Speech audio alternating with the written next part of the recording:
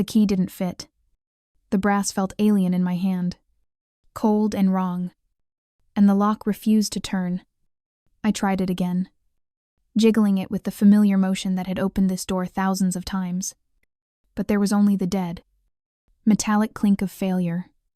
It was my house. The pale blue siding, the slightly crooked shutter on the second-floor window, the crack in the third step of the porch that I always had to remember to step over. But it was no longer my home. A chill, entirely separate from the crisp spring air, crept up my spine. My gaze drifted from the defiant lock to the manicured lawn, where a stark, professionally printed for sale sign stood impaled in the earth. The name on it, Crestwood Realty, was one I'd never heard of. My heart hammered against my ribs. A frantic bird trapped in a cage. I pressed my face against the cool glass of the living room window. Inside, there was nothing. An echoing void where our worn floral sofa used to be. Where the coffee table covered in my father's magazines should have been. The walls were stripped bare, leaving pale rectangles where our family photos had hung for 2 decades.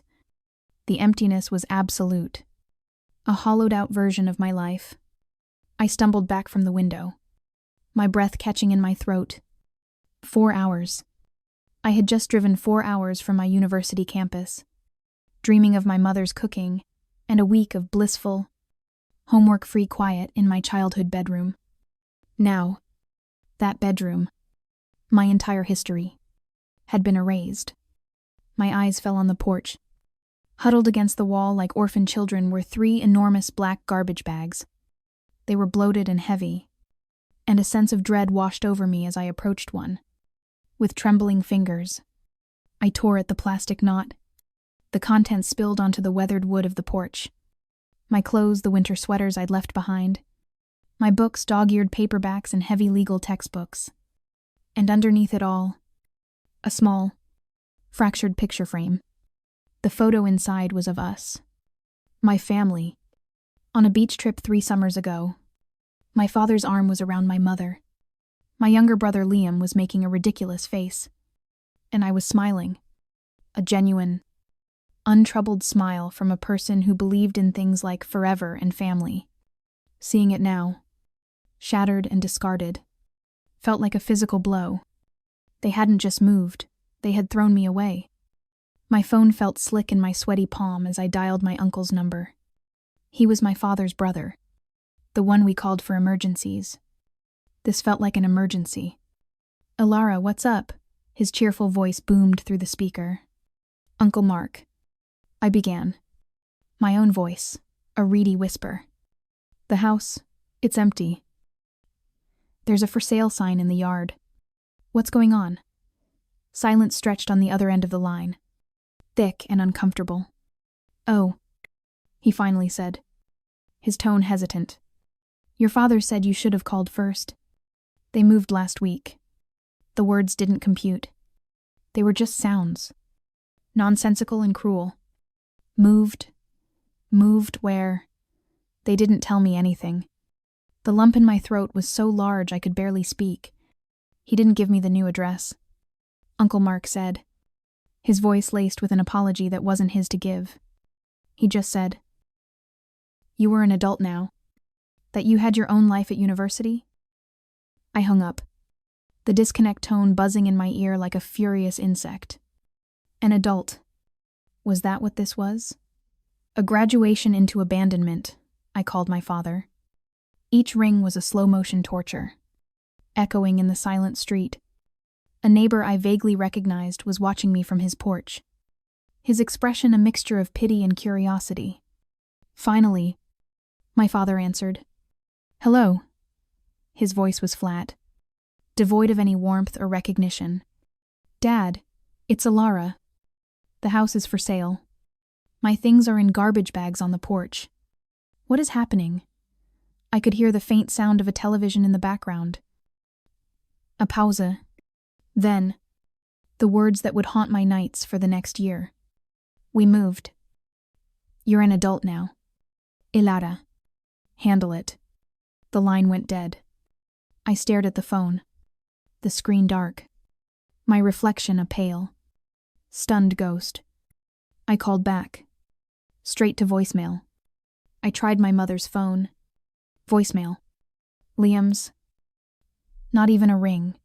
It went straight to a, "This number is no longer in service" message. Just like that. I was an island. Adrift in front of a house that held all my memories but no longer held me. The sun began to set, casting long, mournful shadows across the lawn. My eyes found the old oak tree in the front yard. The one my father and I had planted when I was 8. Its branches reached toward the sky, strong and steadfast. A silent witness to the family that had just imploded. I had been the good daughter.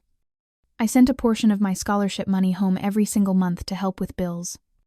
I maintained a 4.0 gigapascals in a competitive pre-law program while working a part-time job at the campus library. I never caused trouble. Never broke curfew. Never gave them a moment's worry. And this was my reward. To be disposed of like refuse. I didn't cry. The shock was a dam holding back the flood of grief. Instead, a cold, hard resolve began to form in the pit of my stomach. I wouldn't fall apart on this sidewalk. I wouldn't give them that. Methodically, I picked up the heavy garbage bags, my muscles straining, and loaded them into the cramped back seat of my beat-up Honda Civic. Each bag was a piece of my amputated life. I drove until I found a cheap, roadside motel with a flickering neon sign.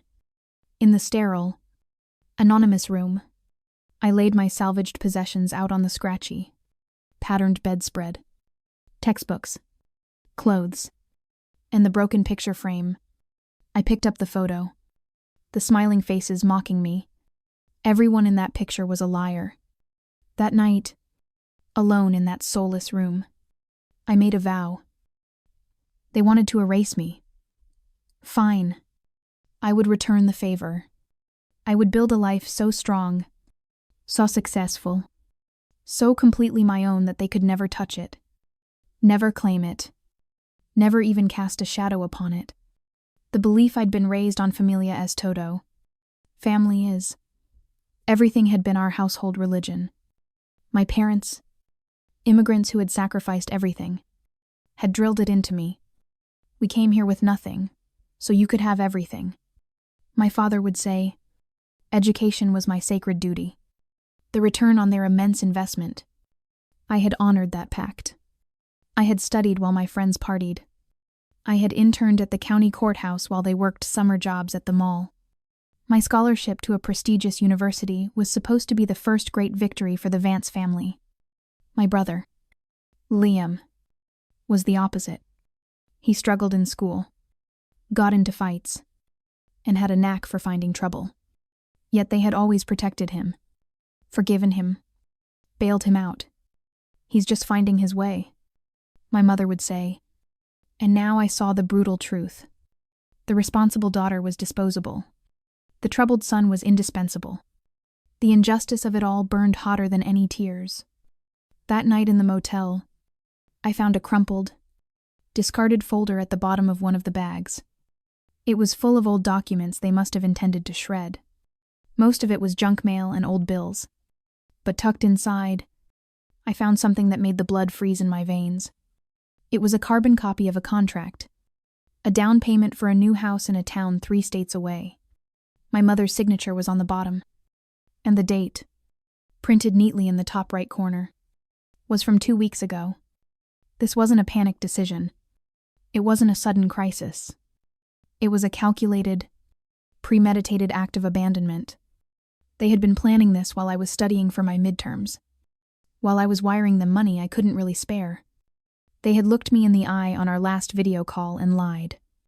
The cold resolve in my gut hardened into something more dangerous. It hardened into purpose. With the cold light of dawn filtering through the thin motel curtains, a crushing wave of practicality washed over me. I was homeless. My spring break had just begun, which meant the university dorms were closed for another week. I had $213 in my bank account and a car with half a tank of gas. The life I had so carefully constructed was a house of cards, and someone had just blown it all away. My fingers hovered over my phone. I had no one else to call. No family left. Then, a name came to mind. Professor Albright. My constitutional law instructor. She was brilliant, fiercely intelligent, and had once kept me after class to praise a paper I'd written, telling me I had the mind of a jurist and the heart of an advocate. It was the highest compliment I'd ever received. Taking a shaky breath, I dialed her number. "Alara, is everything all right?" she answered immediately, her voice sharp with concern. The simple question undid me. The dam of my composure finally broke, and a sob tore its way out of my chest. I explained everything in a torrent of broken, gasping sentences. The key, the sign, the garbage bags, my father's voice on the phone. I didn't tell her about the contract I'd found. The shame of their premeditated cruelty was too fresh, too raw to speak aloud. She listened without interruption, a steady, calming presence on the other end of the line. When I finished, there was no pity in her voice, only steel. "Listen to me. Alara. Where are you?" I told her the name of the motel. "Pack up your things. You're coming to stay with me until the dorms reopen. I won't take no for an answer. We'll figure this out together." Professor Albright's house was a century-old Victorian, a complete opposite of the sterile suburbia I grew up in. It was filled to bursting with books they overflowed from shelves, were stacked on tables, and even lined the staircase. It smelled of old paper, lemon tea, and the two fluffy Persian cats that regarded me with aristocratic disdain. She showed me to a guest room with a soft quilt and a window overlooking a garden. She gave me a key. "No time limit," she said, her eyes meeting mine with an intensity that brooked no argument. "Focus on your studies. That's your anchor right now." The word resonated deep within me. An anchor. It was exactly what I needed. That spring break was not a break. It was a period of intense, focused labor. While other students were on beaches, I was in Professor Albright's library, burying myself in case law. She had already arranged for my summer legal internship to begin early. I was placed with Riverton Law Partners, a firm renowned for its pro bono work in housing discrimination. The irony was so thick I could taste it. "Channel it," Professor Albright advised one evening as we sat in her kitchen, sipping tea.